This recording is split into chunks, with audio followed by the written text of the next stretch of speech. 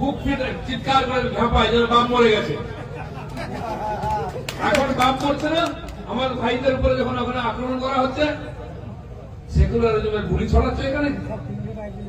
গাজাতে আক্রমণ লড়াই হয়, যেদিন হাসিনাজির বিরুদ্ধে লড়াই হয়েছিল, ওখানে আন্দোলন করেছিল, তার সরকার দমন করেছিল এই উগ্রপন্থী মৌলবাদীদের।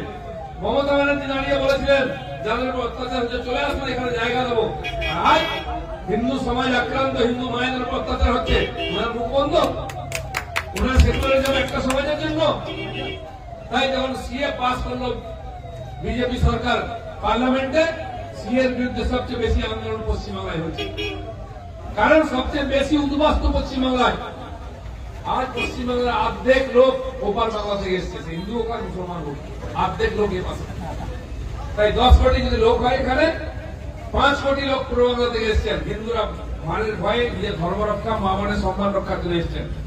আর যারা মুসলিমরা 2-2.5 কোটি এসছেন, তারা এটাকে আবার পাকিস্তান করার জন্য এসছে। তাই এবারে দুর্গা পূজাতে ওপার বাংলায় মূর্তি ভাঙা হয়নি, এপার বাংলায় হয়েছে। হয়েছে কিনা?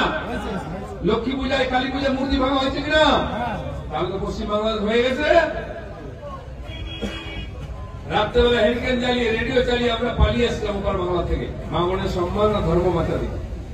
আর সেটাও আজকে বঞ্চিত। 60 থেকে 70 বছরের মহিলারা কেউ সুরক্ষিত নন, পাড়ায় পাড়ায় রেপ লড়ানো হচ্ছে। আপনার মেয়ে স্কুলে গেলে ফিরবে কিনা আপনি জানেন না। করছে দিল্লি তার কাজ করছে, আগে কলকাতা কি করছে। পশ্চিমবাংলায় পরিবর্তন করুন, বাংলাদেশে পরিবর্তন হবে, নাহলে কিন্তু পরিবর্তন হবে না। পশ্চিমবাংলায় পরিবর্তন করবে। এখানে মঠবন্দি ও পবিত্র করার মূর্তি ভাঙা যেদিন বন্ধ হবে, ওপার বাংলায় এমনি বন্ধ হয়ে যাবে, বেশি দিন লাগবে না।